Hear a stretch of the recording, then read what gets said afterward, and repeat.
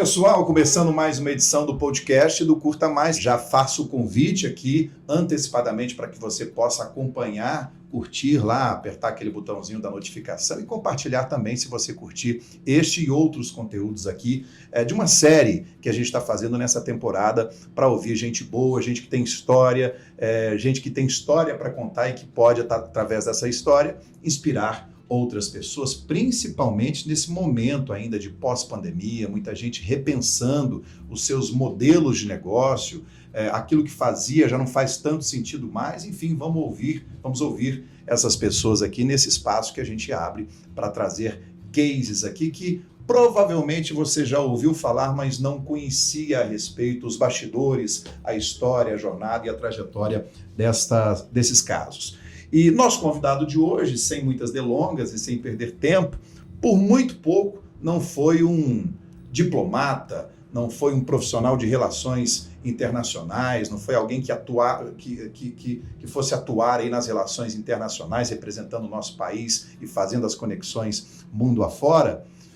Mas, para nossa sorte, a gente ganhou um grande chefe de cozinha, quiçá um dos melhores do Brasil. Eu sempre digo a boca miúda aí que se ele estivesse no eixo Rio-São Paulo, especificamente São Paulo, muito provavelmente já seria considerado o maior chefe do Brasil. E a gente tem, para quem é de Goiânia, tem a honra de ter esse cara aqui, ele que é sinônimo da alta gastronomia, ele que representa um novo movimento aí da cidade aqui de Goiânia, que já entrou no circuito de gastronomia, da comida mais elaborada, da figura do chefe representando toda uma experiência ao redor da mesa, no preparo de pratos autorais, nas obras de arte que vão além do sabor, resgata a memória afetiva, enfim, a gente tem a honra de receber esse cara que com apenas 32 anos de vida já tem uma história de fazer inveja a muita gente aí, mas que com certeza pode inspirar muitos outros a também empreenderem, porque não é idade, não é tempo, não, a qualquer hora é hora de começar.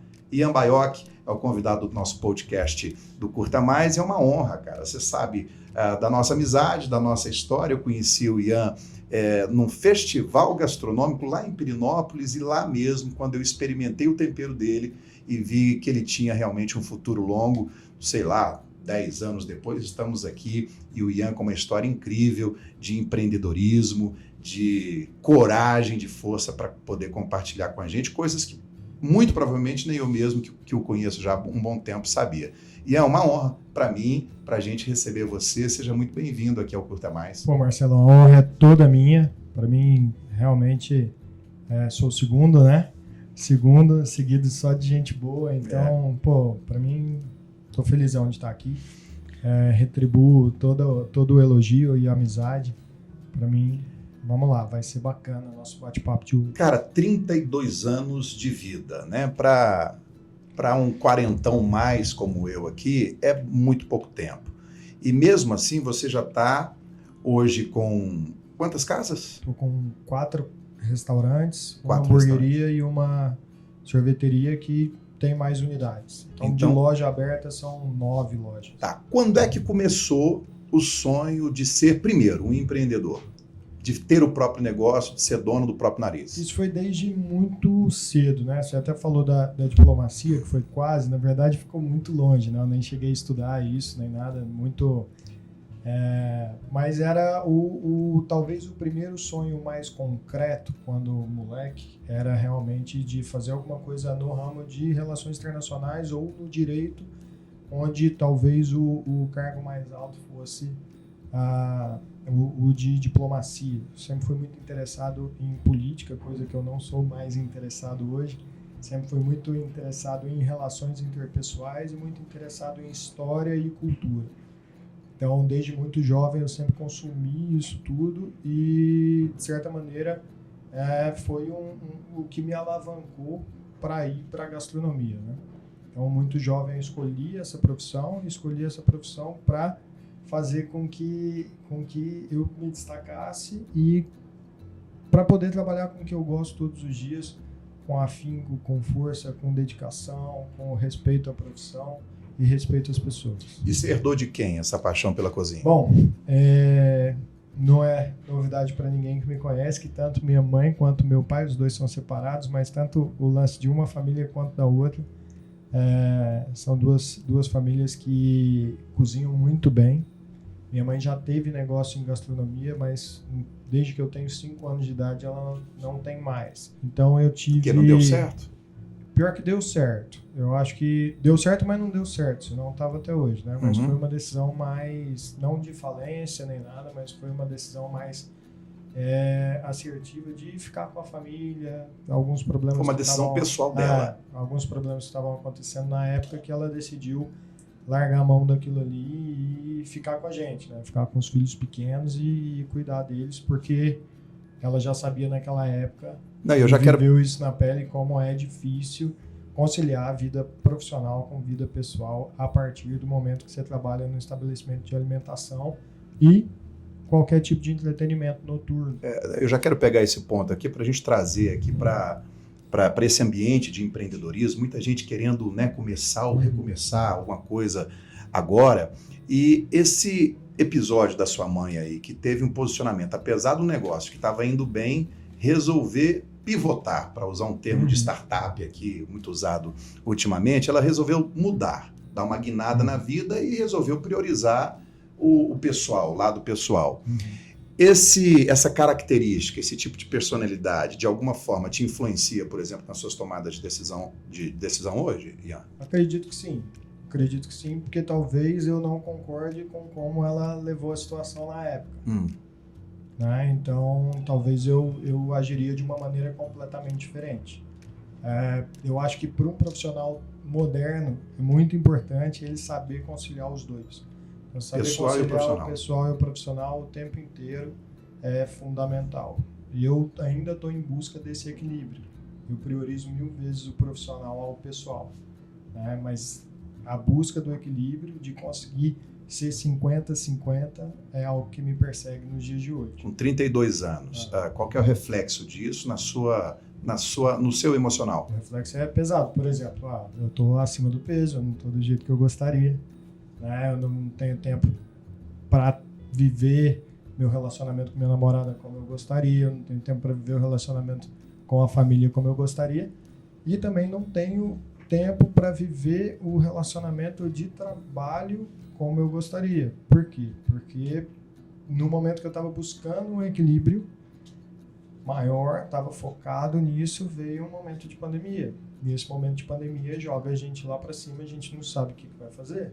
E eu entrei na pandemia achando que eu ia sair da pandemia com nenhum restaurante ou com um, e eu saí da pandemia com mais negócio. Pois é. Então, assim, é muito dia após dia, as decisões que o governo toma, as decisões que você toma, as decisões que seus colaboradores tomam e a decisão que as pessoas que estão perto de você tomam, ela te influencia sempre de um dia para o outro.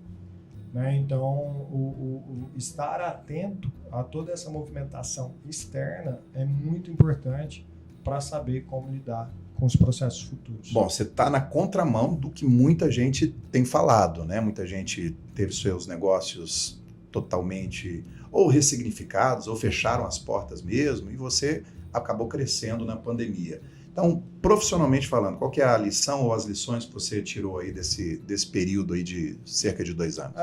Eu acho que o principal fator disso tudo é não estar acomodado, não estar satisfeito jamais.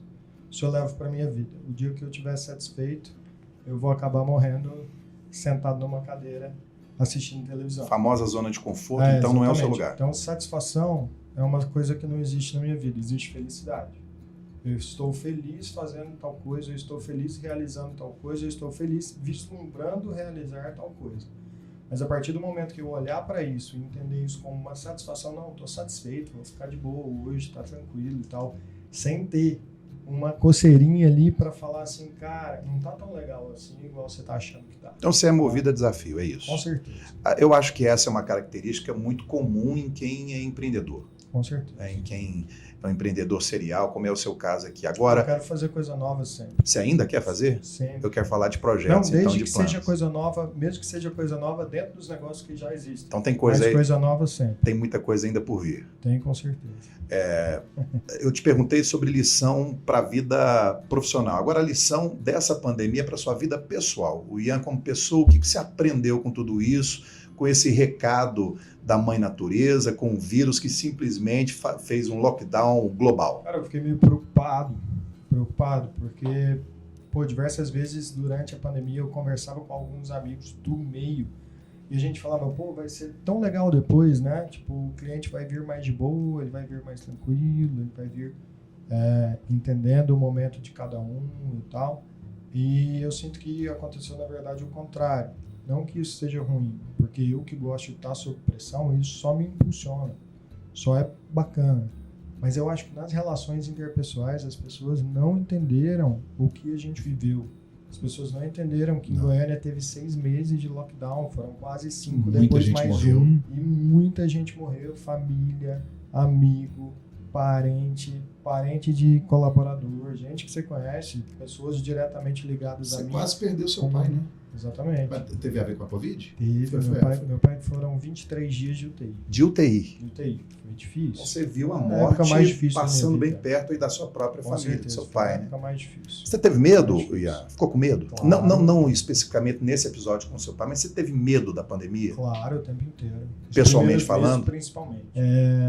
Mas você entrou Depois naquelas eu- neuras de tomar cuidado, de se Tomei isolar, muito de... cuidado, tanto que eu não peguei Covid até hoje, né? Uhum. Nenhuma vez.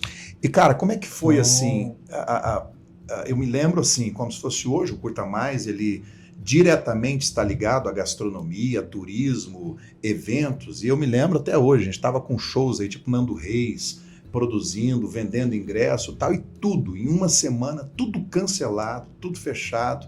Como é que foi a hora que caiu a ficha? Eu falei, cara, você já estava com 4 restaurantes? 3. 3 restaurantes 3 abertos. restaurantes. A hora que caiu a ficha, eu falei, cara, vou ter que fechar tudo isso. Quantos funcionários? Na época, eu tinha... E eu tava com buffet também, né? Tanto o buffet ainda existe, mas a gente tá meio de stand-by, assim, porque a gente acabou usando o buffet mais para escritório, cozinha de produção e tal. Então, acaba que o custo ali de manter o negócio aberto, os restaurantes meio que absorveram esse custo, né? Então, não foi exatamente um grande problema pra gente. Mas a primeira semana foi bem tranquila. Quantos Porque funcionários? eu achava que não ia existir. Então, com o buffet, naquela época, eu tava com um pouco menos de 200. E aí, 200 bocas, Pouco 200 menos. famílias Uns representadas para 180, cuidar. mais Como é ou que foi o menos. baque? Vou ter que fechar. Foi. Então, a primeira semana eu achei que seria só uma semana. Todo mundo, né? Então a primeira semana foi meio assim, estamos tão cansados, não sabemos o que vai ser, vamos ficar em casa, vamos assistir Globo News e entender o que está acontecendo. E aí que eu fui vendo o que estava acontecendo mais aprofundadamente, principalmente na Europa. E fui vendo que a coisa estava começando a ficar séria. E eu já comecei a pensar, caralho, o que eu vou fazer? Preciso fazer alguma coisa? Preciso me mover? O que eu vou fazer com esse tanto de gente? O que eu vou fazer com a estrutura parada? Como eu vou fazer para o delivery funcionar? E aí, com 3 dias ali do decreto do lockdown, com 3 dias eu já estava funcionando as operações de delivery. E afastei primeiramente, né, quem estava em situação vulnerável. Quem tinha filho em casa, quem morava com idoso e quem era um pouco mais velho e quem estava com medo.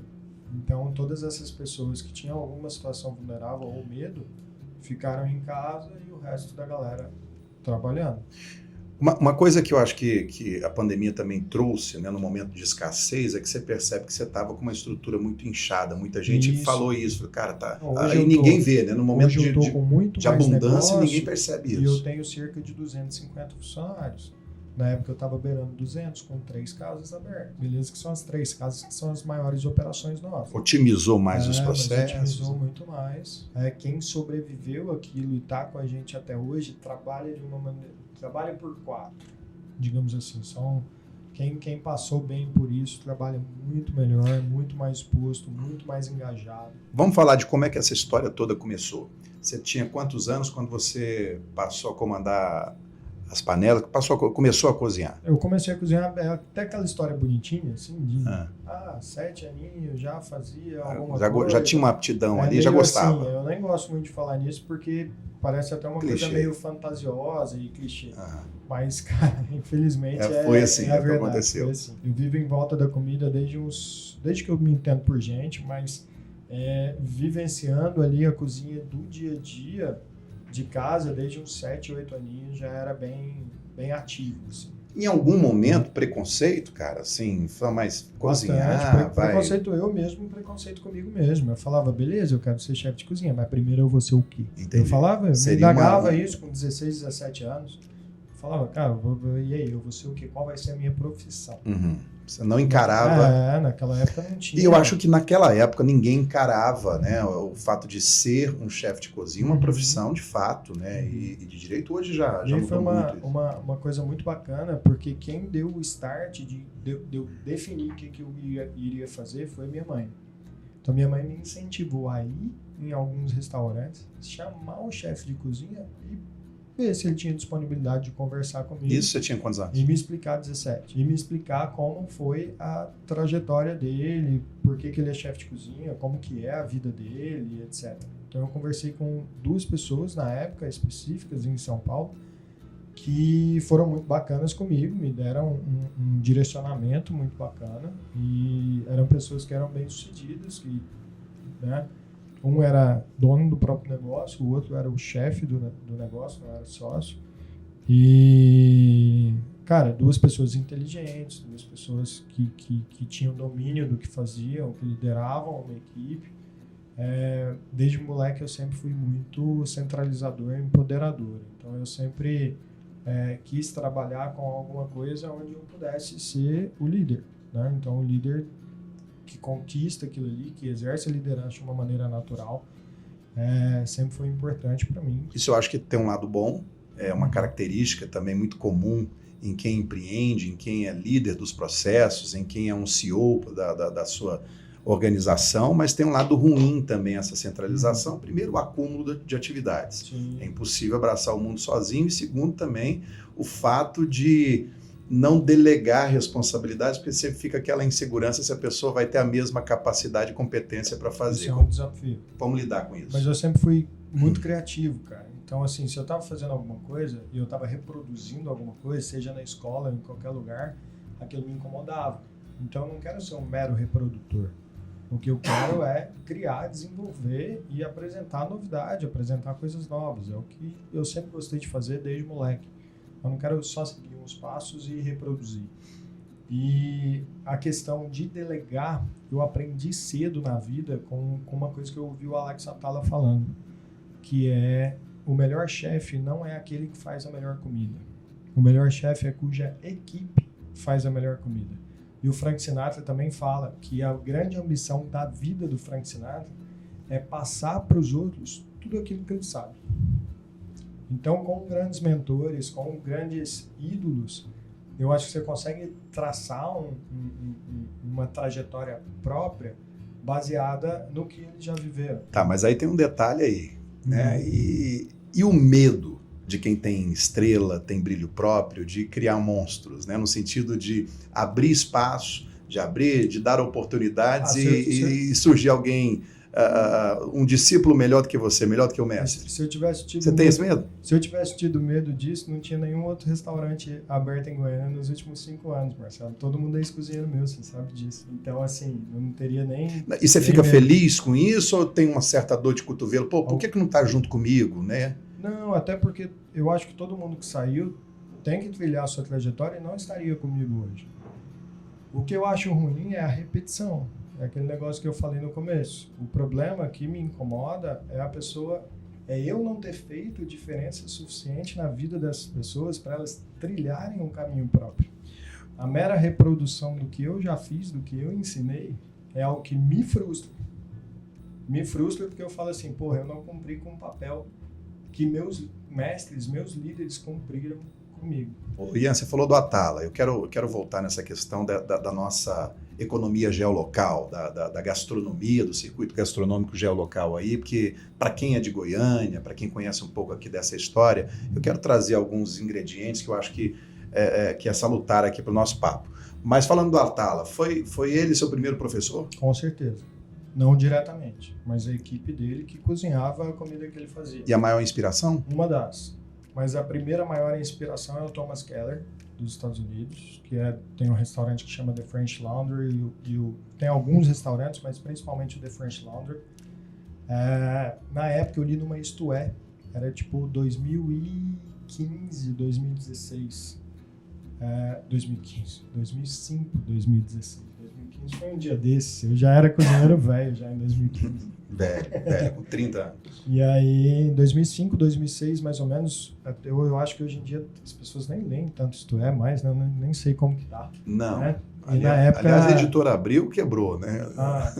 A própria, a maior editora. Você então, vê como eu não poderia ser diplomático. O mundo mudou. O mundo mudou, a forma de consumir conteúdo mudou também. Tá a gente aqui, ó. Eu nasci no rádio e hoje a gente está batendo um papo aqui num podcast que pode ser ouvido ao vivo, mas que pode ser ouvido daqui 2, 3 anos, o mesmo papo, desde que, enfim, o mundo muda, os gadgets, né, as plataformas vão mudando também. E aí a Isto É era a revista que bombava. Sim, sim. Era tipo, quem lê e acredita, lê Isto É, quem lê Veja. Eu até brinco que na época o Orkut comandava e tinha aquelas comunidades que é tipo, leu na Veja, azar o seu. Então a Isto É estava grande na época, não desmerecendo a Veja, até porque, a Veja faz um trabalho muito bacana. A maior revista, ainda hoje, a maior tiragem do Brasil, né? Não por acaso. Até puxando, Veja São Paulo faz um trabalho com gastronomia muito bacana. Concordo, perfeito. A Veja daqui faz um trabalho muito bacana e os críticos deles são muito bacanas. É hoje o dos meios que falam sobre gastronomia que eu mais gosto. E aí lá falava que o melhor restaurante do mundo, o melhor restaurante francês do mundo não está na França, e sim nos Estados Unidos, que era o The French Laundry em Yountville, na Califórnia, do Thomas Keller.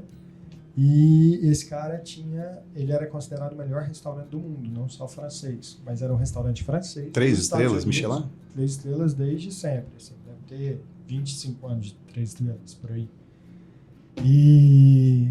E aí é isso, cara. Aí eu falei, se o cara é americano e faz cozinha francesa melhor do que os franceses, peraí, talvez um goianinho que mora em São Paulo tenha um espacinho para fazer alguma coisa. Não precisa estar em São Paulo.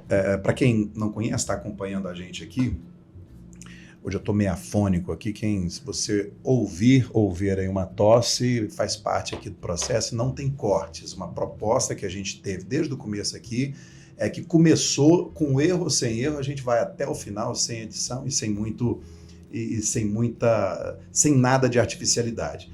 Mas para quem não conhece um pouco desse ambiente, desse métier da gastronomia, o Michelin é o prêmio máximo cobiçado aí pelos restaurantes de alta gastronomia, o sonho de consumo de todo chefe que trabalha com uma gastronomia mais elaborada, autoral. E 3 estrelas é o ápice, né, do creme de la creme da gastronomia. O que precisa ter um restaurante para ter essas cobiçadas 3 estrelas Michelin, do Guia Michelin? É muito importante ter relacionamento, né? Então, relacionamento talvez é o número 1 disso. É mesmo, Ian? Com toda certeza. Primeiro, o Guia Michelin não vai vir para Goiânia. Então pode ser que, não estou nem falando de mim, mas pode ter vários restaurantes que poderiam ter essa possibilidade, Brasília, Goiânia. Peraí, deixa eu dar uma pausa aqui. Você bebe alguma coisa? Gosta de beber o quê? Eu gosto de beber cerveja, mais especificamente da Colombina, e se for a 1929, que a gente elaborou junto, melhor ainda. Conversa, né, rapaz? Como se ele não tivesse visto aqui, fez um spoiler, olhou pro saquinho aqui, eu quero aproveitar aqui, ó.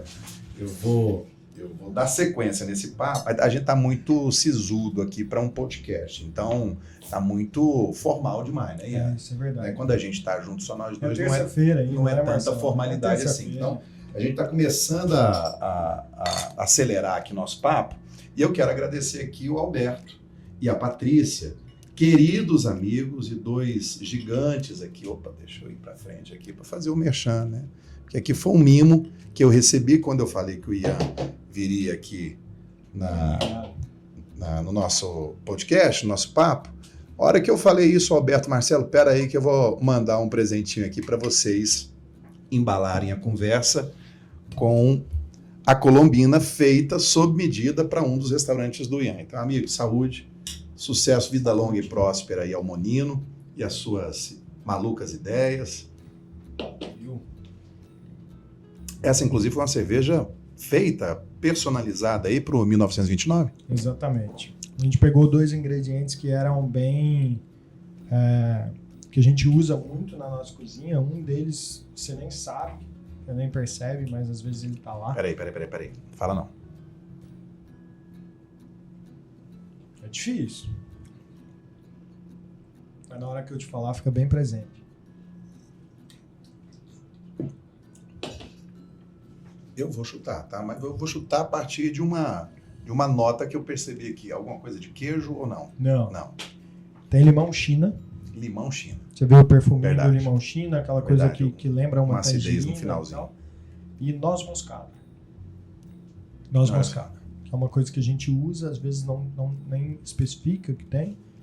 E que dá um aroma que a pessoa nem percebe, mas que faz um diferencial. Mas, cara, agora com essa companhia aí da Colombina no nosso papo, eu quero dar sequência naquela história das 3 estrelas lá, Michelin. Então, você falou de relacionamento, né? Um dos critérios é o relacionamento. É muito importante, por quê? Porque, como tudo na vida, na verdade, né?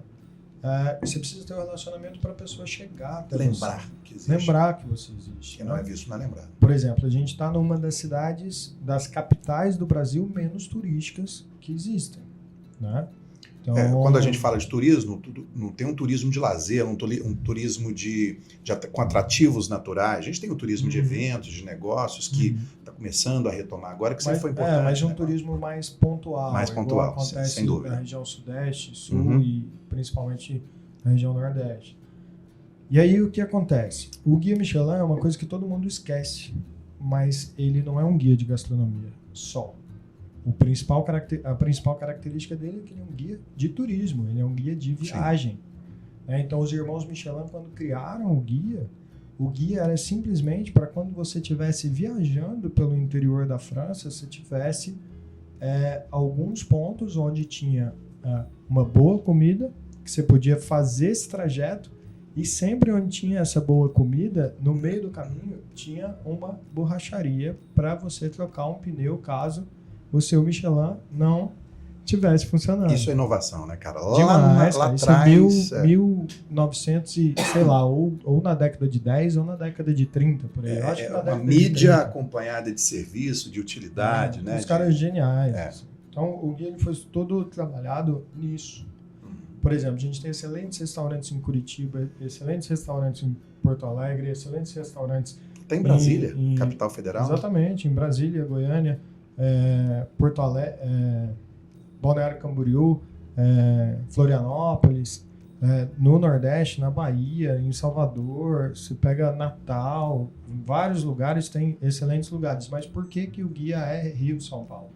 Porque Rio-São Paulo, principalmente para um gringo, é o principal destino. Você vai para São Paulo, que é a capital econômica do Brasil, você vai para o Rio, que é a capital turística do Brasil, né? Então, são os 2 principais lugares. E eu acho que pode chegar o momento que o guia saia dali, na verdade, permaneça ali, mas viaje por outras regiões. Por que não um guia Goiânia-Brasília? Já que a gente está do lado da capital, e a capital também tem muita coisa boa. Apesar de eu puxar a sardinha para Goiânia, eu acho que Goiânia tem mais coisa boa do que Brasília. Também é. Mas Brasília que os brasilienses me perdoem não, que os brasilienses venham para cá nos visitar, com a gente, né? É verdade. Eles concordam. O que vem de brasilienses para cá, qualquer festa, qualquer evento, metade do público é da nossa vizinha, da nossa irmã Brasília. Mas, Ian, esse é um sonho de consumo da maior parte dos chefes de cozinha, aqueles que trabalham com uma gastronomia mais elaborada. É o seu sonho de consumo ter um dia aí na vida, num currículo aí, uma estrela Michelin, pelo menos uma estrela Michelin? Não o principal, mas eu não vou falar que eu não gostaria. Claro que eu gostaria, eu acho que a gente tem capacidade para isso. Eu só não vivo em função disso. Eu vivo em função do meu cliente. Então, se o meu cliente me considera que eu poderia ter 1, 2 ou 3, para mim isso vale muito mais do que qualquer plaquetinho. O que vale é ele estar indo lá, ele viver excelentes experiências lá, comemorar o aniversário, fazer o pedido de casamento e estar sempre com a gente e ter o orgulho de ter uma coisa genuinamente goiana, feita para o goiano e não feita só para perseguir uma estrela. Cara, cairia muito bem? Claro que cairia muito bem. Adoraria ter. Mas eu não gostaria de ter sem ter o meu cliente. claro. Então eu não gostaria de me moldar ou me fazer virar refém de uma situação para ganhar aquilo ali sem ter o meu cliente junto comigo. Cara, o que você... Quem entra na chuva é para se molhar. Então, ainda mais com redes sociais hoje, com os haters de plantão, com os anônimos escondidos atrás dos IPs, né? Quando você vai para a rede social, ou mesmo quando você recebe um feedback, qual que é a crítica que mais te incomoda, que mais te tira do sério? Tipo de crítica. Cara, o tipo de crítica que me Porque incomoda... Não são só elogios, né? É o tipo de crítica que não quer entender o que você propõe a fazer. Eu acho que quando o cara não entende, é perfeitamente plausível que ele critique. Mas eu também acho que a partir do momento que falta o respeito com a crítica, falta o entendimento, isso me frustra. Porque o que eu quero é oferecer uma coisa genuína. Nem melhor, nem pior, mas genuína. Entendeu? Eu não quero ser um mero reprodutor, igual infelizmente a maioria das pessoas são, a maioria das empresas são reprodutoras do que vem em São Paulo, do que vê nos Estados Unidos, do que vê na Europa, e só reproduzem, ou do que vê aqui mesmo e reproduz o que é visto aqui. Né? Você disse que algo que te incomoda com a mão de obra que você formou, que foi formada dentro dos seus restaurantes, é a réplica, né? o mais do mesmo. Mas você, quando foi criar os seus pratos, você também não pegou referências, não trouxe releituras de outras coisas que já tinham sido criadas? Claro, eu acho que a referência é fundamental. Né? Igual eu comecei falando aqui de Alex Atala e de Frank Sinatra. Né? Como que você não tem referência, como que você vai fazer algo sem ter referência? Referência é muito diferente da réplica, certo? E a referência, para mim, ela sempre tem que estar aliada ao respeito e às vezes até o crédito. Sim, Né? Perfeito. Então, assim, por exemplo, eu tenho no meu menu, sempre teve e talvez sempre vai ter, por um bom período, é um bombom de queijos brasileiros, ou Romeu e Julieta, ou um bombom de queijos brasileiros com uma cobertura de marmelada de Santa Luzia. É uma técnica que eu aprendi no Manida, Helena Rizzo, que eu trabalhei lá por 2 anos e meio. É a técnica que a Helena aprendeu no El Seir de Can Roca, na Espanha, restaurante que eu também trabalhei, que ela, inclusive, que me mandou para lá. E eu faço exatamente a mesma técnica, uma estética muito parecida, com um sabor completamente diferente.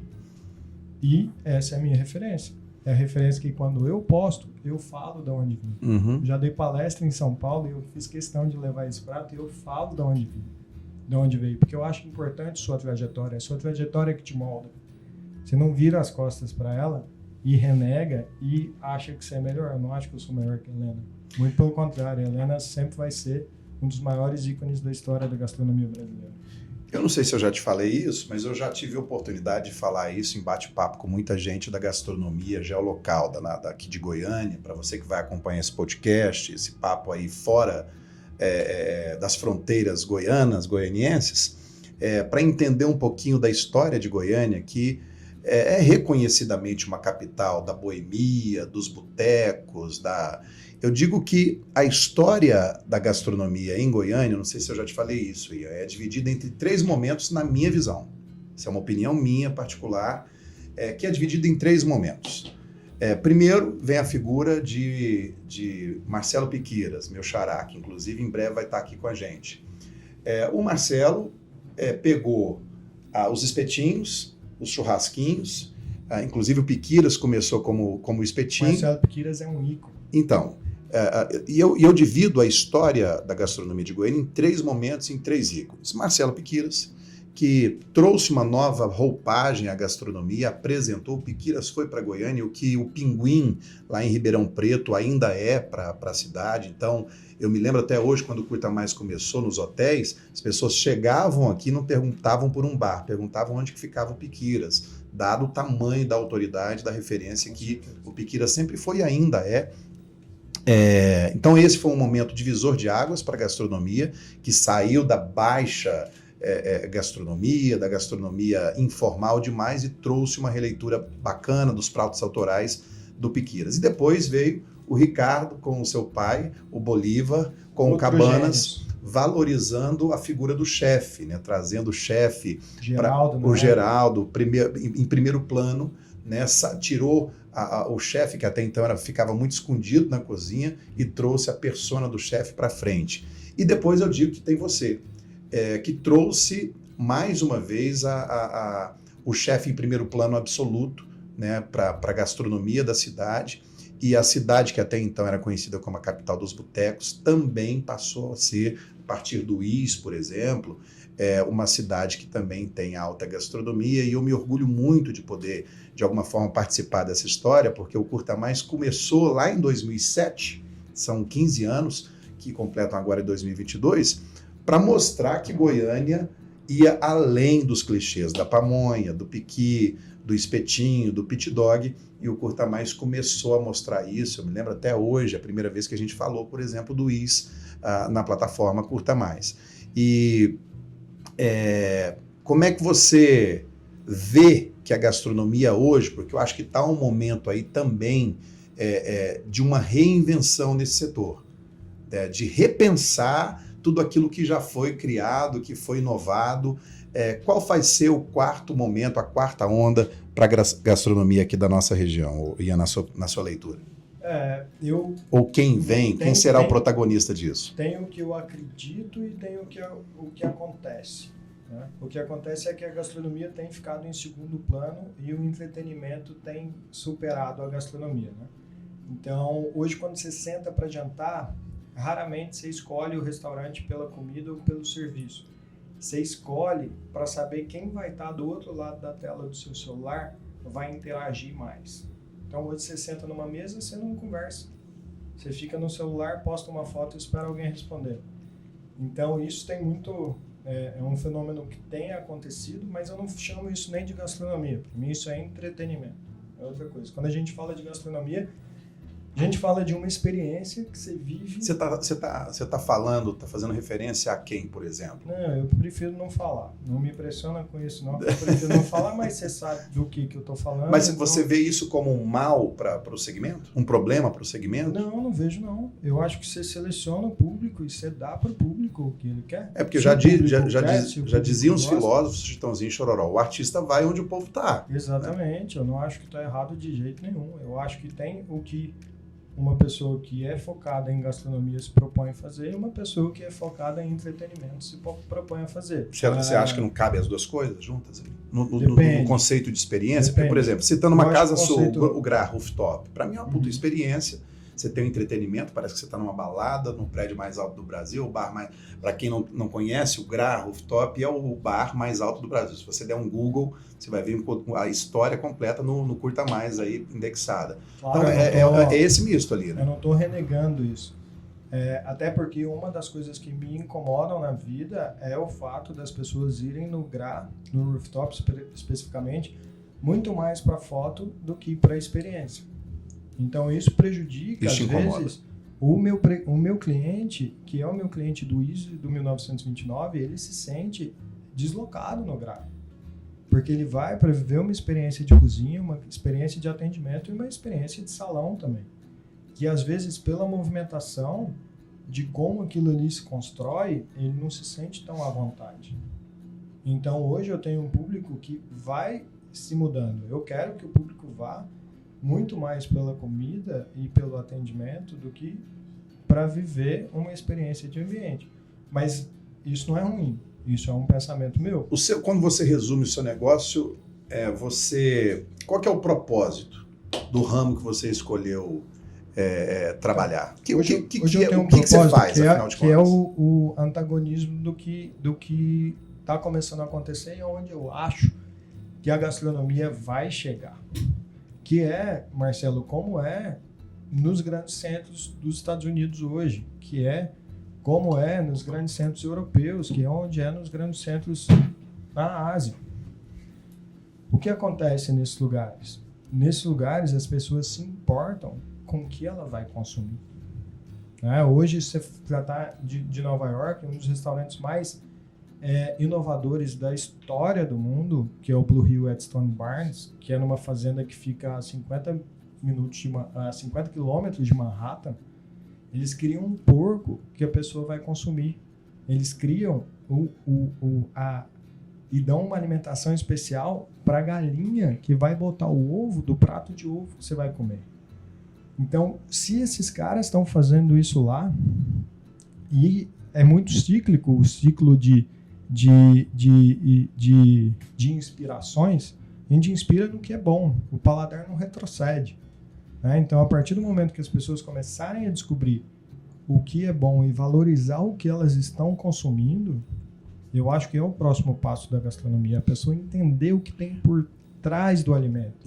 Qual é a história daquilo ali, quem produziu aquilo ali, por que aquilo ali está ali, por que faz sentido aquilo ali estar ou não estar ali. E eu te aí que eu acho que vai chegar. O motivo da minha pergunta é exatamente para entrar num conceito muito subjetivo, mas que vai fazer muito sentido para quem ouvir isso agora. Eu acho que você não vende comida. Eu acho que você vende encontros.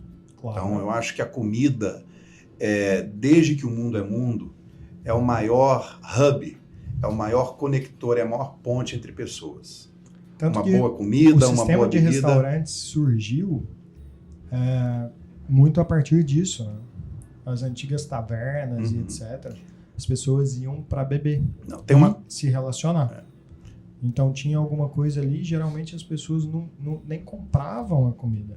Elas comiam qualquer tipo de mistura, entre aspas, que a família tivesse feito. Então você até puxar na sua imagem aí de filmes antigos e tal, não tinha comida. Às vezes uma mulher passava com um caldeirão e só ia enchendo de sopa uns negócios enquanto a galera ia bebendo e comendo. A gastronomia se consumia dentro de casa. Você fazia os pratos tradicionais dentro de casa.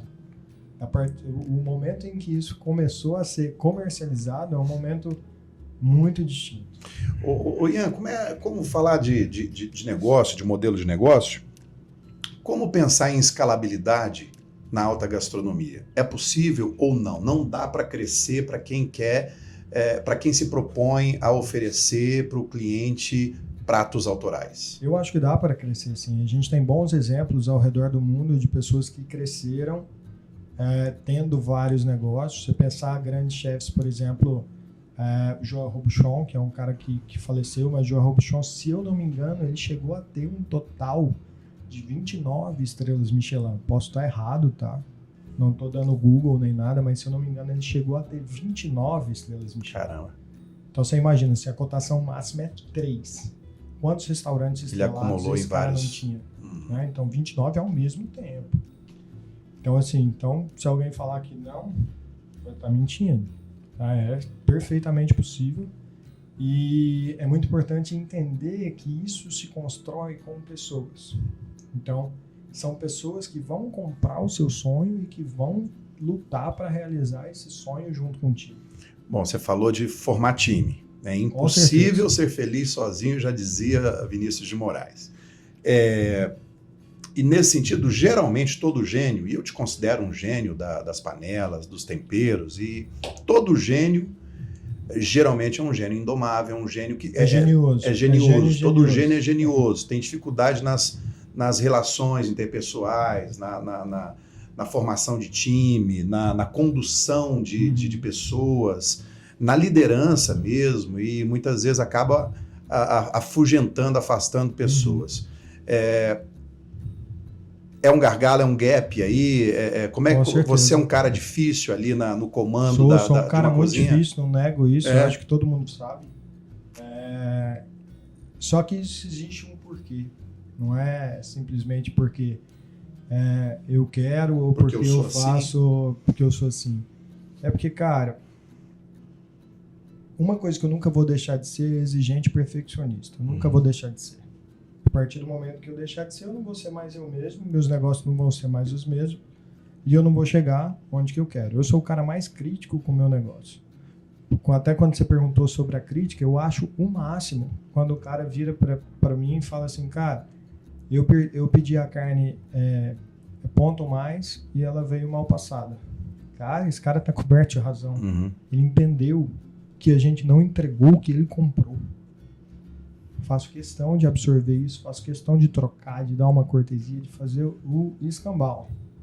Agora, quando um cara fala alguma coisa que na minha cabeça não tem pé nem cabeça, porque ele simplesmente não entendeu absolutamente nada do produto que ele comprou, aí é a crítica que me destrói. Que eu falo assim, porra, eu não consegui passar o que eu queria. Não que esse cara esteja errado, mas eu me destrói internamente de eu entender que não foi um erro de ponto. Foi um erro de concepção. Foi um erro de construção daquilo que eu quero fazer. Então, essa geniosidade, ela vem até para afastar quem não quer construir algo grande e grandioso. Então, eu quero que realmente quem olhe para toda aquela exigência, para quem olhe para toda a percepção de detalhe, se identifique. E a pessoa que vai se identificar com isso é menos de 5% das pessoas que passarem. Ó, esse servir de consolo... Isso é assim também que eu sei. Os grandes líderes do mundo, as pessoas que fizeram história, geralmente foram pessoas assim, de difícil temperamento, porque são pessoas que, para a massa, para a maioria, são pessoas teimosas, egoístas. Eu ouvi muito recentemente aí, até um filme que deu ao Will Smith o Oscar de melhor ator, o King Richard. Incrível. O pai das irmãs Vênus, né? Da Serena e da Serena e da Venus Williams. E o que eu mais ouvi de feedback de quem assistiu, mas que cara chato, mas que cara insuportável. Se ele não tivesse sido assim, exatamente. Meu brother, Eu o tempo todo eu a falei. Serena não seria. Não seria. Quem foi, Não, as e a duas. Vênus muito o cara menos. fez simplesmente a duas das melhores Porque tenistas. assim, vamos lá. A Vênus tem muito da construção que ele teve. Já a Serena é gênio. É gênio. Né? Mas aí você vê então, como é possível, pela visão, pela teimosia, entre aspas, aí você atingir a excelência, pela repetição e tudo mais. Então, toda vez que alguém vem me falar, aquele cara é chato, aquele cara é isso, não. Se não fosse cara, aquela se todo personalidade... mundo tivesse um coach daquele, eu vou te falar. Pronto. Vou te falar. Pronto. E, enfim, vamos falar um pouquinho dos seus filhotes? Bora. Eu vou te fazer a pergunta que se alguém me fizer, eu vou falar, cara, você não tem resposta para isso, mas eu vou fazer. Qual que é seu restaurante preferido? O Is, o 1929, o Gra ou... Não, tem a sorveteria agora, mas desses três, qual que é seu restaurante preferido? Aí tem o Famu, que também você faz parte Exatamente. dele agora, a gente vai falar dessa novidade. Bacana, eu acho que vale a pena a gente comentar. Cara, mas o Is e o 1929, eles caminham muito juntos nessa preferência. O 1929 é um dos lugares que eu mais me sinto em casa, que eu estou feliz de estar ali. É o lugar que eu mais gosto de comer e tudo. Mas o Is a gente encara muito como um centro de formação. Então hoje... Todos os meus chefes passaram pelo IS.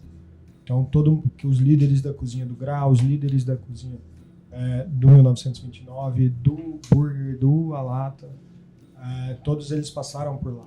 Então, hoje eu encaro isso como um centro de formação, como um centro de desenvolvimento profissional e como um centro de desenvolvimento de ideias. Né? Então, é o lugar que eu mais fico. É difícil eu estar em Goiânia e não passar umas boas horas no IS é muito difícil. Então, eu estou sempre lá. Então, acaba que tem uma paixão ali. Cara, primeiro negócio, né? É o primeiro, né? Primeiro negócio não tem jeito. É aquele negócio que você bota tem um carinho sangue, especial. É o primogênito, né? Você bota tudo que você puder ali dentro para o negócio dar certo e aquilo ali passa a ser parte de você. Né? Eu acho que não tem como você falar de Janssen falado isso. E as ideias dos nomes, da origem desses nomes? Is, por que Is? Qual que é o significado? Cara, Is significa paladar em húngaro. É um nome Húngaro. que eu não criei, a gente contratou uma agência na época, porque primeiro negócio, eu tinha um monte de dúvida, eu não tinha esse sangue empreendedor que eu tenho hoje em dia, e eu não queria dar errado, eu não queria que desse errado. Então, a gente acabou chegando em Is, junto com o Franco Lutero, o Franco que fez esse trabalho junto com a gente na época, um cara muito bacana. Até tem tempo que eu não vejo ele, o cara faz falta. O 1929? Foi no ano de... Foi o segundo, né? Foi no ano do falecimento da minha avó. Foi no ano que eu entendi que eu não podia ser um cara satisfeito. Eu estava satisfeito com isso, cara. Tava feliz da vida. Pô, a gente ganhando tudo quanto é prêmio a nível, né, nacional e tal, com pouco tempo, com 2 anos de operação, a gente ganhando tudo, massa. Todo mundo adorando, Marcelo ia lá, botava a gente no Curta Mais, curtia e tal, né? Todo mundo adorava a gente. O Gerson não saía de lá, Gerson parceiro. Um abraço pro nosso querido Gerson também. Cara genial. O maior cliente que eu já tive, foi o cara que mais foi até hoje, em todos os tempos, é o Gerson. A gente sabe disso. O Gerson é um dos maiores amantes da sétima arte aqui e já tem um legado para essa história. O Gerson não foi menos de 500 vezes nisso. É mesmo? Não tô brincando. Tá? Eu faço um cálculo rápido. Então vou dar uma dica aqui. Não foi menos de 500 antes dele nos ouvir, porque ele vai ouvir esse podcast, faz uma plaquinha. Faz uma homenagem, faz uma medalha para ele, porque merece. 1929 tem um detalhe nessa sua trajetória aqui, que não foi só de sucesso, mas teve um detalhe, que aí eu vou te lembrar, eu não sei o que isso vai mexer com você aí, que foi o Chemonino, que foi um negócio, uma ideia que para mim, genial, eu já tive lá várias vezes, amava a comida ali, o Chemonino, mas que não deu certo. Alguma lição disso? Uma super lição. Porque eu me posicionei de uma maneira completamente errada num lugar errado. Então, aquele posicionamento dentro daquele lugar não funcionaria jamais. E a gente tentava fazer uma coisa muito diferente. Isso era 2018. E até um amigo, chefe de cozinha de Salvador, Fabrício Lemos, esteve aqui e foi um dos maiores elogios que eu recebi na minha vida. A gente já estava meio de uma época que eu já estava pensando em fechar. E o Fabrício virou, e eu comentando dessa dor com o Fabrício virou para mim, cara, não é Goiânia que não está preparado para isso aqui. Talvez o Brasil não esteja preparado para o que vocês estão fazendo aqui. Então era uma cozinha realmente mais inventiva do que o normal, porque por mais que nossas cozinhas sejam inventivas... Intimista pra caramba, né, Ian? Era você na essência ali, né? Ali e tal, 50 lugares, uma coisa pequenininha, uma coisa muito íntima. E assim, eu digo assim, intimista porque é uma extensão da sua casa.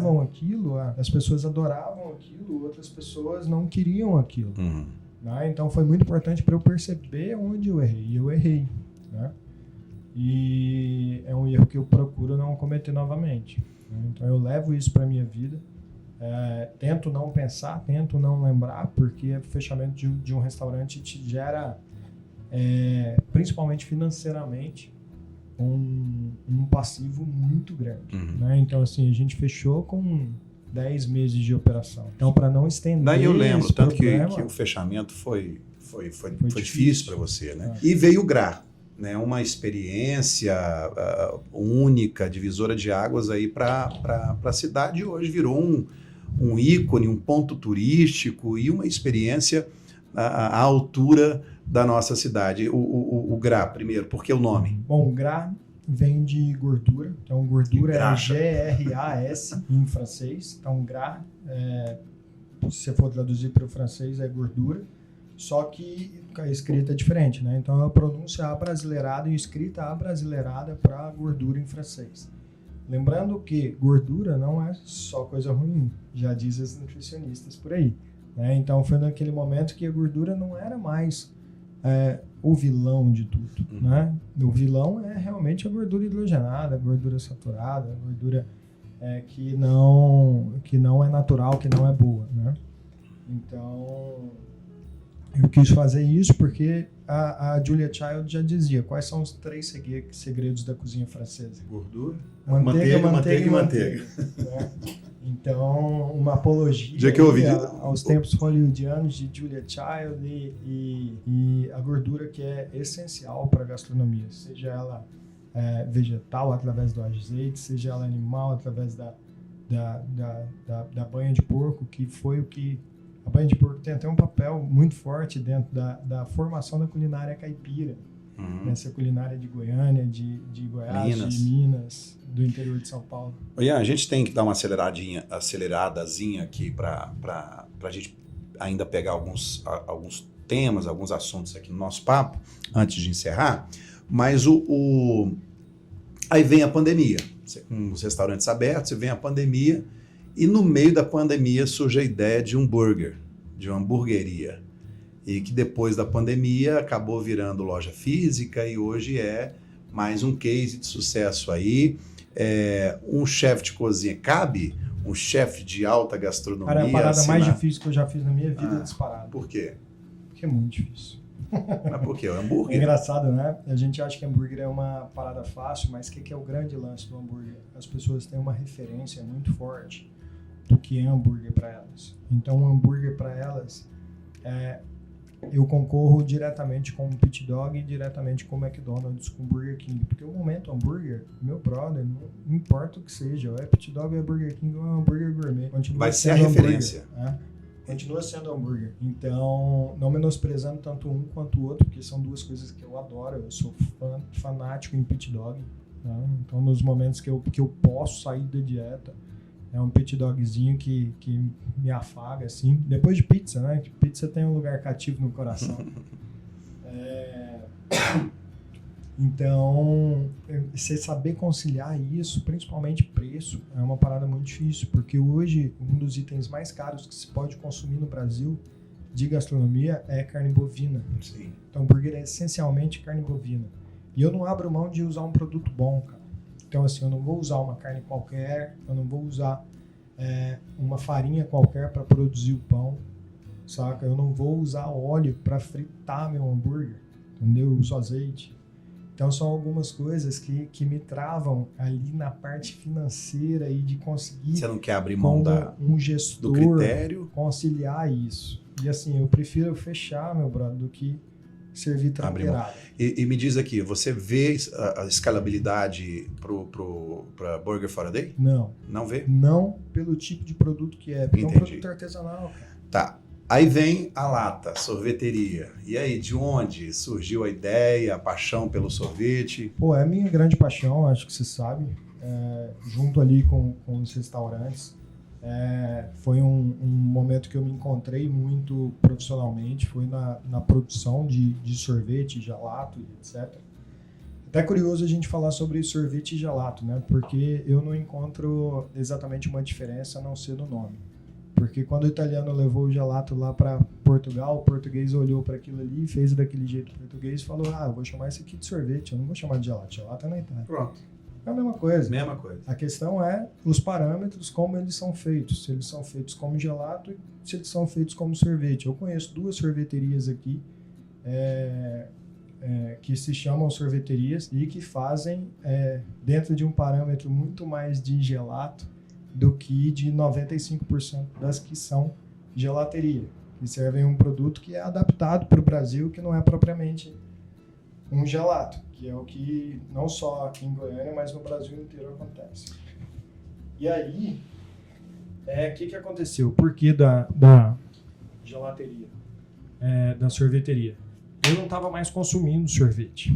Era uma parada que eu já não consumia mais. Desde o começo, a gente fazia as bases dos sorvetes e mandava para uma gelateria bater pra gente. Então, é uma gelateria boa, é uma das que salvam. Não sei se vale a pena falar o nome. Não, mas eu não vou falar. Porque era um pessoal realmente bacana. A gente comprava alguns sorvetes já deles e outros que eram sabores que eles não trabalhavam. A gente fazia a base e eles balanceavam ali e batiam pra gente. Um pessoal muito bacana. E aí, eu meio naquela situação, eu muito focado em artesanalizar todos os nossos processos, né? Hoje a gente tem um processo 100% artesanal em praticamente tudo. O que não é artesanalizado, ou o que não é feito na empresa é, por exemplo, azeite, que você não vai fazer azeite. O que não é feito na empresa é creme de leite, você não produz creme de leite, né? Dá para produzir? Dá, mas não é uma coisa essencial para o nosso negócio. O resto, pão, todos os molhos, a gente não usa nada químico, nada com aromatizante, nada com como chama, corante, etc. A gente não trabalha com essas coisas. E aí, o que faltava para a gente artesanalizar a nossa cadeia era justamente o sorvete. E aí eu decidi transformar essa vontade, essa paixão num negócio. Você deve estar com tempo sobrando. Porque eu estou falando pra caramba? Não, né? além de tudo isso que você já montou, que você já construiu, tem espaço para novos negócios aí pela frente? Tem um sonho ainda não realizado? Tem, com certeza. Eu tenho 2 marcas, todas montadas, menu e tudo. Então já dá o spoiler são aqui, 2 fala em coisas primeira que mão eu, aqui pro nosso que eu público. queria fazer em 2020, veio a pandemia e acabou atrasando a gente. Uma delas vai acontecer na Casa Cor esse ano. Então a gente está com o restaurante principal da Casa Cor esse ano, que vai ser o Gucci. Gucci? G-U-T-X-I. Não é o Gucci da marca de roupa, acessórios, etc. Então é um Gucci que significa pequeno em euskera, o idioma basco. Né? É basicamente um restaurante ibérico moderno brasileiro que vai trabalhar com numa concepção nada muito... cara, como a concepção tá agora, é até meio difícil para mim falar, porque eu já tô tendo que dar explicação toda hora desse negócio, porque vai acontecer daqui 40 dias. Então, é até meio difícil. Mas, basicamente, é um restaurante brasileiro inspirado na Península Ibérica, no Mediterrâneo, no País Basco, na Catalunha, na Andaluzia. E o outro negócio? O outro negócio ainda não vou falar, não. Mas é uma coisa que, para esse ano, fisicamente, a gente não deve fazer nada. Tá? Então, são coisas pensadas para os próximos 3 anos. Eu comecei a trabalhar minha vida pensando o que eu vou fazer nos próximos 5 anos. E qual que é o seu prato predileto? Difícil, hein? Difícil. Não é nada, rapaz. Você sabe que é tem o próximo. Assim eu já ouvi alguém falar isso, eu achei bacana. É o próximo. É a próxima coisa criada, é a próxima coisa interessante que eu vou provar e tal. Mas, cara, eu tenho um delírio com leitão a pururu, cara. É uma das paradas que eu sou completamente apaixonado. Pato laqueado, daquele estilinho chinês, é uma das coisas que eu mais amo na vida também. Inteiro? Eu sou apaixonado. Tem gosto pra tudo, né? E eu gosto muito de coisas diferentes, exótica. Coisas meio esquisitas e etc. Então, a parte de mariscos que se come em Portugal, para mim, é uma das coisas que me deixam maravilhados. Tipo, percebes, almejas, são das coisas que eu mais gosto. Carabineiro. E o que você não come em hipótese alguma? Cara, eu não como tranqueira. De coração mesmo. Eu não como que eu tava falando pra você. Você come McDonald's, você falou que come McDonald's. Não, McDonald's é assim, cara. Eu mordo um nuggets, que eu adoro nuggets, muito pela sensação de... O nuggets é bom, e a batata frita do McDonald's, convenhando que é bom pra caramba. No meio daquela memória gustativa, mas eu sinto o gostinho do câncer, assim, saca? Você sente aquele amarguinho do câncer. O câncer querendo entrar numa... Então é uma parada que eu não me orgulho, não, mas todo mundo que me conhece sabe que o nuggetzinho tem espaço cativo no coração. Mas, digamos assim, eu evito gordura hidrogenada, eu evito corante, eu evito aromatizante artificial, eu gosto de comida de verdade. Uma comida que é verdadeira, genuína e feita por pessoas. Ô Ian, o Atala, né, quando ele caiu nas graças aí do métier mundial, aí, da gastronomia mundial, ele passou a valorizar muito os ingredientes nacionais, brasileiros, né? E não caberia aí, talvez, nas suas próximas criações, um restaurante com a proposta de valorizar os ingredientes do Cerrado, além do piqui, mas você pegar ali a baunilha do Cerrado, que é um ingrediente super nobre e novo aqui também, baru, entre outros ingredientes. É esse o problema que eu falo de eu não conseguir comunicar às pessoas o que a gente faz. Por exemplo, a lata significa baru. Ninguém sabe. Não sabia. Ninguém sabe. Uhum. O baru vem do nome científico de Dipteryx alata. É daí que vem o alata. Então, a alata é todo inspirado na castanha do baru, que por algum tempo foi o nosso principal sorvete. Uhum. Né? Então, a castanha de baru, ela tá completamente viva dentro da minha cozinha. E o Is, cara, nada mais é do que um restaurante brasileiro. É porque tem tempo que você não vai lá. Não, ok, mas eu não estou falando de brasileiro, eu estou falando de um goiano, assumidamente com os ingredientes do Cerrado. Eu não faria. Não? Não faria. Eu vou te falar por quê. Porque o ingrediente do Cerrado é algo muito específico para mim. E eu ainda penso no arroz com feijão que eu vou botar dentro de casa. Entendi. Isso aí para mim não tem ninguém que paga minhas contas, não tem mãe e pai que me banca, muito pelo contrário. Se eu puder ajudar, é eu que ajudo. Não o contrário. Então para mim é muito importante eu entender que Goiânia ainda não está preparado para isso. E eu também não gosto de abraçar uma bandeira assim de me limitar, entendeu? De limitar e falar assim, porra, eu vou fazer só isso. Igual o Luiz, por exemplo, eu trato ele como um restaurante brasileiro de leve inspiração ibérico-italiana. Faz parte da minha essência. Eu trabalhei na Espanha por 1 ano. A cozinha italiana, eu nasci dentro de uma cozinha italiana. Ó, a gente quer que esse podcast, que esse conteúdo vá além das fronteiras goianienses. Então, muita coisa que a gente está falando aqui é da vivência de Goiânia. Então fica já o convite para você que não é daqui, para que venha conhecer a cidade. Goiânia vai muito além do sertanejo, apesar de eu ser um cara bem eclético, gostar de tudo, mas vai além do sertanejo. A gente tem festivais incríveis aqui, tá aqui o Marcos Aleotti, tem o Bananada, tem o Goiânia Noise. Então Goiânia é uma cidade rica culturalmente falando, gastronomicamente falando. Tem uma arte de rua invejável que exporta os nossos talentos. Está aí o Bicicleta Sem Freio, que logo vão estar aqui para poder contar a história de sucesso, case de sucesso, essa trajetória incrível. Tem o Homero, que ilustra aqui o nosso fundo aqui do nosso cenário. E eu queria arrematar aqui, Ian. Deixa eu só falar dessa questão do restaurante goiano. Tá. Que é uma parada muito importante, que eu acho que poucas pessoas entendem isso também. O produto do Cerrado, ele, de todos os biomas brasileiros, ele é o mais sazonal. Então, a maioria dos produtos só dá numa época muito específica do ano e muito curta. O piqui é um exemplo. O piqui ainda dá 2 meses por ano. O cajuzinho do Cerrado, que para mim é um dos melhores ingredientes que existem no mundo, dá 15 dias por ano. E um ano ele é bom, a outra safra ele não é tão bom. É irregular demais, né? Certo? Aí você vai para o Araticum, você vai para várias outras coisas que dão durante um período muito curto. Né? Então, você trabalhar especificamente com frutos do Cerrado, a menos que você trabalhe com ele congelado ou em conserva, meu brother, você não consegue montar um menu inteiro só com ele. Aí que vai para outra coisa, que é a parte da cozinha goiana que eu mais valorizo, que é o que está presente na minha cozinha o tempo inteiro, que é o modo de cozinhar. É como se faz a comida.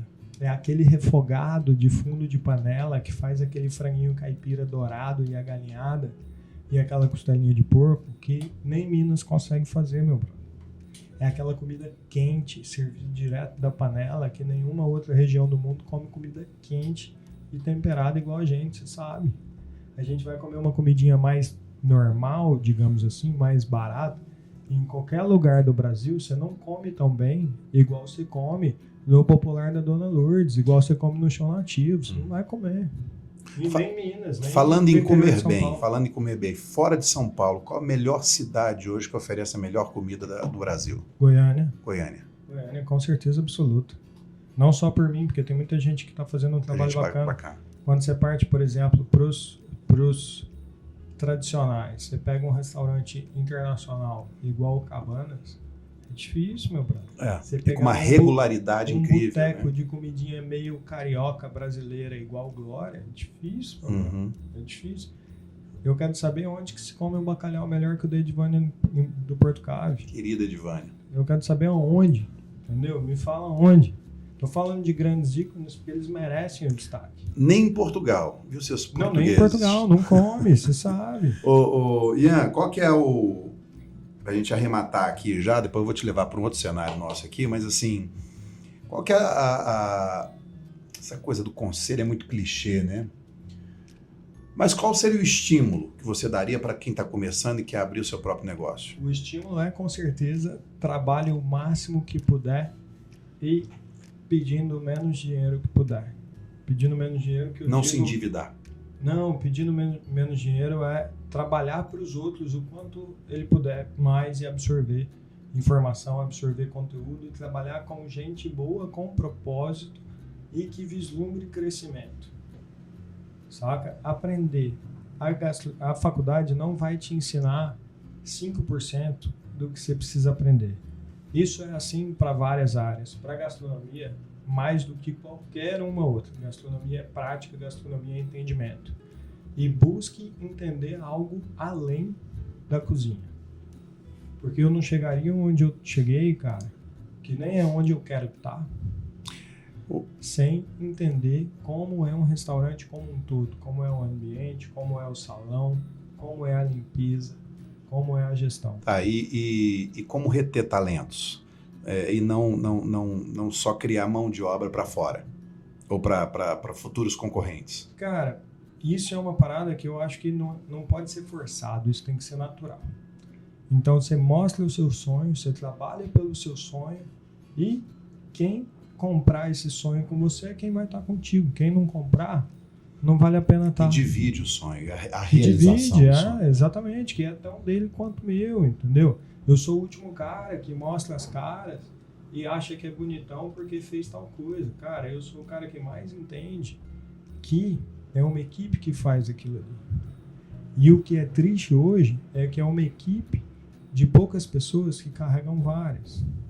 Então é muito importante todo mundo pensar como um todo, porque quando um ganha, todos ganham. Se um restaurante vai bem, a comissão é maior do atendente, a comissão é maior do funcionário. Se o restaurante prospera, ele vai ter um currículo melhor para quando ele precisar ou fora do país ou fora de Goiânia, ele vai poder usar aquilo ali a favor dele.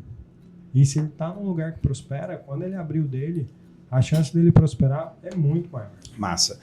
Ó, para alguns o papo pode ter sido um pouco morno, mas eu particularmente encontrei muitos ingredientes, talvez nas entrelinhas dessa nossa conversa aqui, vão surgir insights aí para você aí do outro lado, para os seus negócios, para futuros negócios, para repensar o seu atual negócio, porque a gente está aqui de frente com um cara novo, apesar do tempo de vida, 32 anos hoje, mas que com muita estrada, com uma folha de serviço prestado muito bacana e que já deixou o seu legado aqui para a história da gastronomia geolocal no centro-oeste aqui do Brasil e já reconhecidamente um cara, um grande chefe de cozinha nacional. Ian, para arrematar, que dicas, um filme aqui para compartilhar que você gostaria de indicar aqui? Eu gosto muito de, vamos falar de filme de gastronomia, claro. Eu gosto muito de um filme que chama Soul Kitchen, um filme muito bacana. A Festa de Babel é um filme muito bacana, que é do Monsieur Vatel. O clássico Pegando Fogo é um filme muito bom. E um filme que eu gosto muito, apesar de não estar muito dentro da minha realidade, é um filme que chama Chef. Né? Do trailer? Exatamente. E o melhor de tudo são os programas que monta da Netflix, que tem o The Chef Show, que é o seriado desse cara cozinhando com o cara que foi o chefe que orientava ele na época do filme, e ele visita alguns caras e cozinha junto. Então, The Chef Show na Netflix é algo que eu gosto muito. Tem um que chama Somebody Feed Phil, da Netflix também, que eu gosto mais. E Chef's Table, que pra mim é muito obrigatório para qualquer chefe de cozinha conhecer a história, do início ao fim, cada um daqueles episódios, ver 2, 3, 4, 5 vezes. A Tala, inclusive, é um dos brasileiros. Exatamente.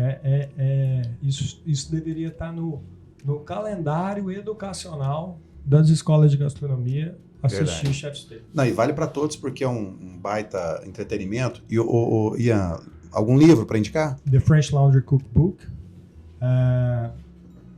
É livro de cabeceira, é escola, ler de cabo a rabo. Tem um livro da Marcela Razan, que é o livro que me abriu os olhos para a gastronomia italiana, como a gastronomia mais aprazível que existe no mundo, que é Fundamentos Clássicos da Cozinha Italiana. Esse é o outro livro de cabeceira que não pode faltar de jeito nenhum. acho que com certeza seriam os 2 livros que eu E música, indicaria. cara? O que te inspira na hora Rock and roll total. Rock?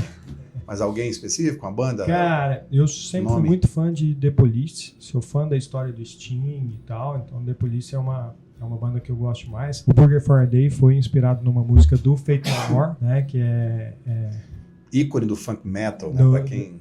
Exatamente. Então, a música do Faith No More, que é King for a Day. Então, a minha ideia era substituir o King pelo Burger e o Burger ser o rei por um dia. Né? E eu ando numa fase que eu voltei a escutar Beatles. Eu parava de escutar Beatles por um tempo, porque Beatles me dá uma emocionada fodida. Então eu sou um cara que... Eu já sou muito emotivo, então eu procuro não me emocionar muito. Tem hobby aí, além de cozinhar?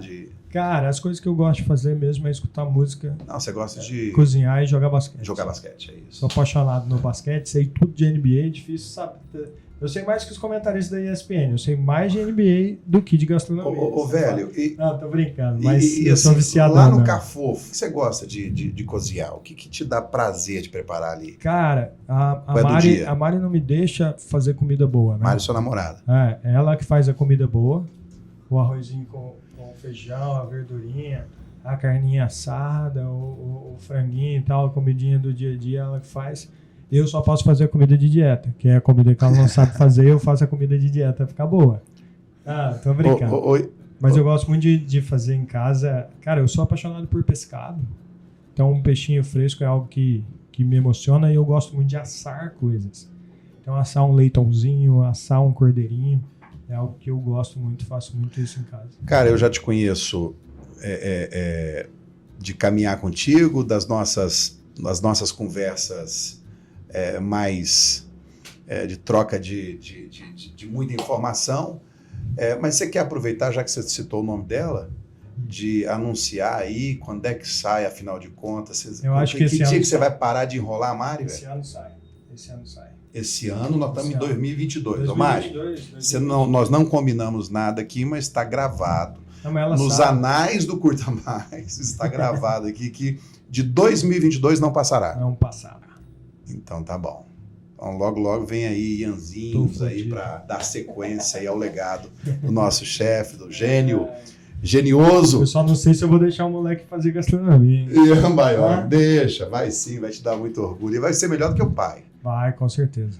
Se fizer, vai ser, com certeza. Vai ser. Porque vai ter um King Richard na cola dele. Ian Baiocchi, chefe de Goiânia para o mundo aí, levando a gastronomia das fronteiras goianas aqui para dar orgulho para a nossa cidade, para a nossa terra e que representa muito bem aquilo que a gente tem de melhor. Excelência é o que se propõe o Ian e é que eu particularmente assino embaixo aqui, tenho muito carinho, muito orgulho de recebê-lo aqui no nosso programa. Eu vou te levar para uma conversa privada e a gente volta na próxima edição, no próximo episódio do podcast do Curta Mais. Se você curtiu esse papo, aperta ali a notificação do sininho no YouTube, compartilha aí nos streams, compartilha para outras pessoas. Valeu demais, gente. Um beijo no coração e até a próxima.